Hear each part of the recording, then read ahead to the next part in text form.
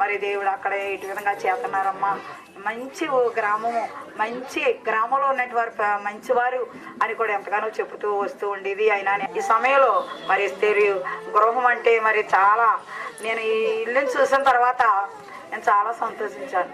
చిన్న కాలనీ ఇల్లే కోసం ఇది ఏంటి అని కట్టారు కోసం, నాకున్నవన్నీ నీవిచ్చినవేనయ్యా, మరి మాకున్నవన్నీ కూడా నీవిచ్చినవి, బిడ్డకి ఉన్నదంతా కూడా నీవిచ్చినవి అయినా నేను ఎంతగానో, నాకు ప్రతి ఒక్కరికి కూడా రాగలుగుతాయి కనుక అవన్నీ ఆ చిన్న మానిపెట్టి కూడా ఉండేది, ఒక కొండ ఒక కూర దాకా ఇవి ఉండేవి అనమాట.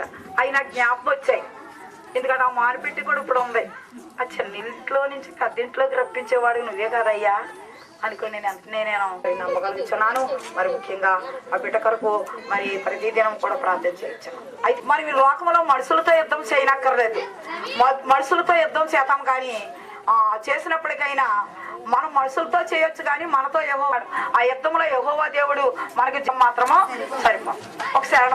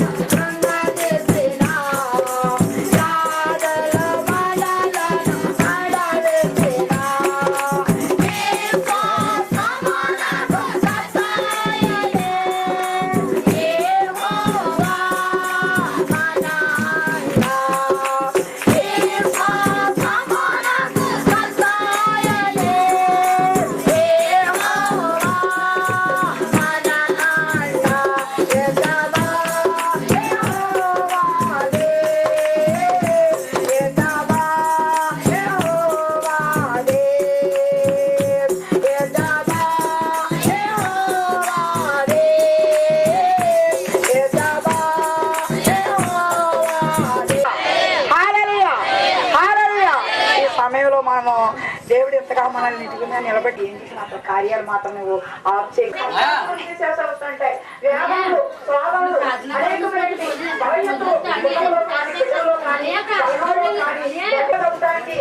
ఏముండాలి మనలో, ఏముండాలి ప్రార్థన చేయడానికి ఏముండాలి,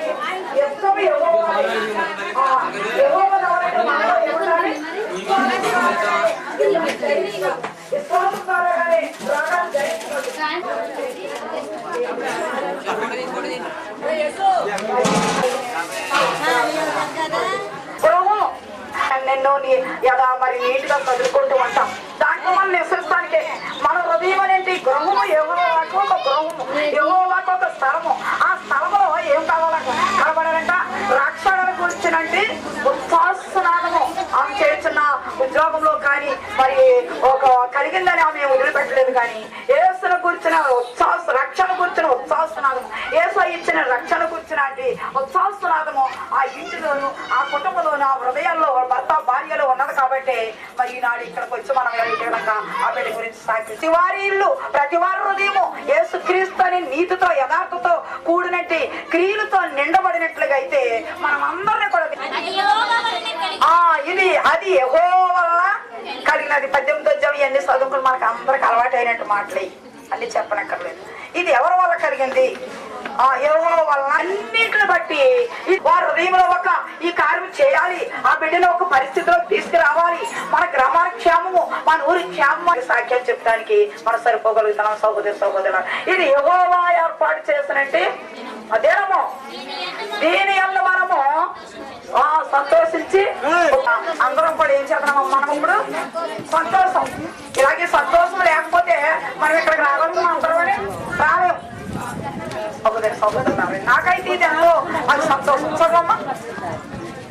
అది యెహోవా వల్ల కలిగినది, అది మన కన్నులకు ఆశ్చర్యము. యెహోవా దయచేసి అభివృద్ధించము, అభివృద్ధి కలిగించము. యెహోవా పేరట వచ్చేవాడు ఆశీర్వాదం. యెహోవా పేర దేశములో తనకు ఆశీర్వాదము కలుగవలనని కోరువాడు నమ్మదగిన దేవుడు తనను ఆశీర్వదింపవలనని కోరుకొనవలెను. హల్లెలూయా. యెషయా 65:16.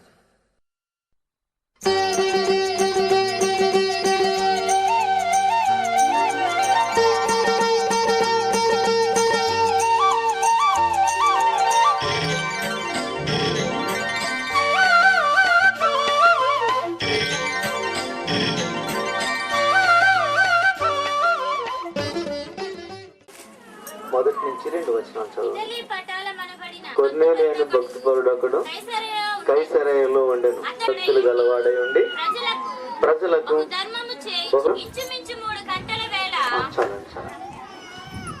దేవునికి మహిమ కలుగును సమయం. అందరూ కూడా ఈ ప్రత్యేకమైన సందర్భాలు అంటే వాటి కొరకు మనం ఎదురు చూస్తూ ఉంటాం. సరే, ఇక్కడ మనం చక్కని ఒక భక్తిపరుణ్ణి చూడొచ్చు. తన ఇంటి వారందరితో కూడా దేవుని యందు భయభక్తులు కలిగిన కొర్నేలి. తన ఇంటి వారందరితో కూడా దేవుని యందు భయభక్తులు కలిగిన కొర్నేలి తన ఇంటి వారందరితో జరుగుతుంది. దేవుడు ఎందుకు ఆశీర్వదించాడు, ఎందుకు ఈ స్థితిలోకి తీసుకొచ్చాడు అని అంటే దేవుని యొక్క భక్తిని బట్టి, విశ్వాసమును బట్టి దేవుడు ఆ కుటుంబాన్ని ఈ విధముగా ఆశీర్వదించాడు. దేవునికి స్తోత్రం. హల్లెలూయా. దేవుని ఆశీర్వాదం కావాలి ప్రతి ఒక్కరికి కూడా. దేవుడు ఒక మాట చెప్తున్నాడు, మీరు నా ఎదురు నా మాటలు మీ ఎదురు నిలిచి ఉంటే మీకు ఏది ఇష్టమో అది అడగండి, నేను ఇస్తానని చెప్పి వాక్యంలో చెప్పే మాట మనకు కనబడుతున్నది. ఆచార ప్రకారంగా ఏదో ప్రార్థనకు వచ్చి వెళ్ళిపోవడం కాదు, కానీ నిజమైనటువంటి భక్తి, నిజమైనటువంటి విశ్వాసం ఎవరిలో ఉందో వారిని దేవుడు ఎప్పుడు కూడా ఆశీర్వదిస్తాడు. మరి ఒకప్పుడు మీరు యువకులు ఉన్న వారికి నేను విశాలమైనటువంటి స్థలం ఇస్తాను, మార్గం ఇస్తానని చెప్పినటువంటి యెహోవా దేవుడు కొన్నాళ్ళు మరి ఇరుకులో కాపురం చేసింది, చిన్న పాకలు కాపురం చేసింది. ఇప్పుడు వాళ్ళ యొక్క ప్రార్థన, మరి దైవజనుల యొక్క ప్రార్థన దేవుడు ఆలకించి ఇప్పుడు విశాలమైనటువంటి మంచి గృహాన్ని దేవుడు ఆమెకి ఇచ్చాడు. దేవునికి స్తోత్రం. హల్లెలూయా. కొన్ని కాలం కష్టాలు రావచ్చు, ఇరుకులు రావచ్చు, ఇబ్బందులు రావచ్చు, ఏమైనా రావచ్చు, కానీ కీడు చాటున మేలు ఇస్తాడు. విశాలమైనటువంటి గృహాలు ఇచ్చాడు. ఆ గృహం కట్టాలనంటే చాలా భారంతో కలిగినటువంటి గృహము. మరి ఇల్లు కట్టి చూడు, పెళ్లి చేసి చూడని పెద్దల యొక్క సామెత ఉన్నది. ఇల్లు కట్టడం అంటే సామాన్యం కాదు. ఏదేమైనప్పటికీ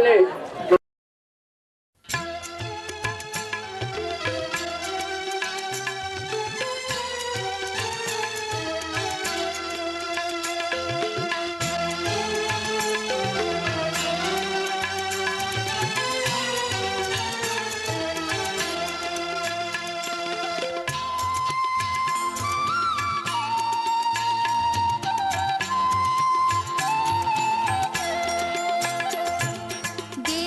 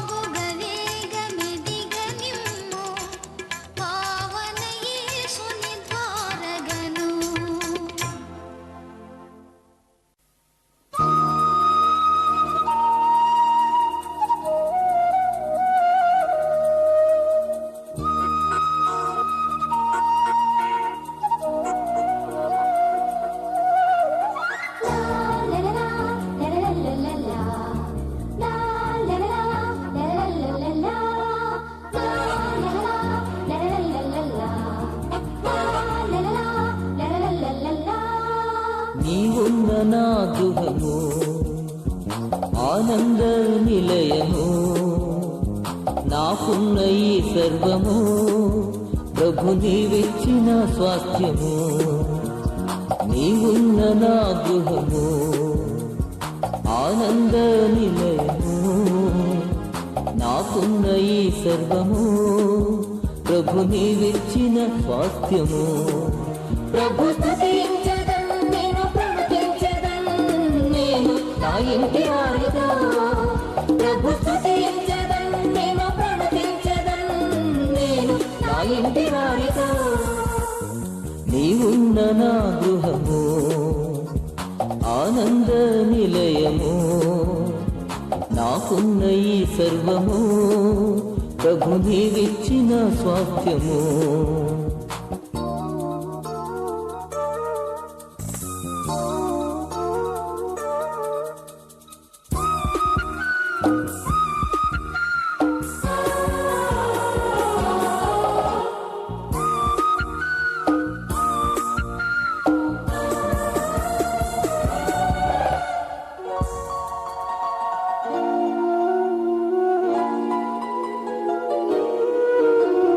నీవే గృహమును కట్టనిచో పనివారి ప్రయాస వ్యర్థమే. నీవే గృహమును కట్టనిచో పనివారి ప్రయాస వ్యర్థమే. నీవే కరుణ చూపనిచో అనుభవించుట అసాధ్యమే. నీవే కరుణ చూపనిచో అనుభవించుట అసాధ్యమే. ప్రభు స్తుతించెదన్, నేను ప్రకటించెదన్, నేను నా ఇంటి వారితో. ప్రభు స్తుతించెదన్, నేను ప్రకటించెదన్, నేను నా ఇంటి వారితో.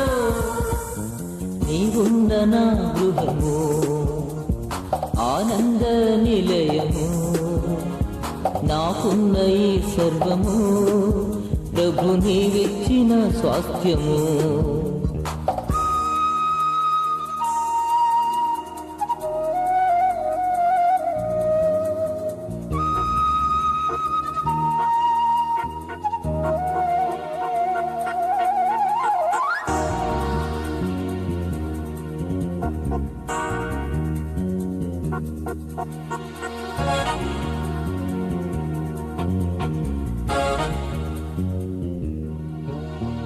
నీవే కావలి కాయనిచో మేల్కొనియుండుట వ్యర్థమే. నీవే కావలి కాయనిచో మేల్కొనియుండుట వ్యర్థమే. నీవే తాలిమి చూపనిచో జీవించుట ఇలా సాధ్యమే. నీవే తాలిమి చూపనిచో జీవించుట ఇలా సాధ్యమే. ప్రభు స్తుతించెదన్, నేను ప్రకటించెదన్, నేను నా ఇంటి వారితో. ప్రభు స్తుతించెదన్, నేను ప్రకటించెదన్, నేను నా ఇంటి వారితో. నీవున్న నా గృహము ఆనంద నిలయము, నాకున్న ఈ సర్వము ప్రభు నీవిచ్చిన స్వాస్థ్యము.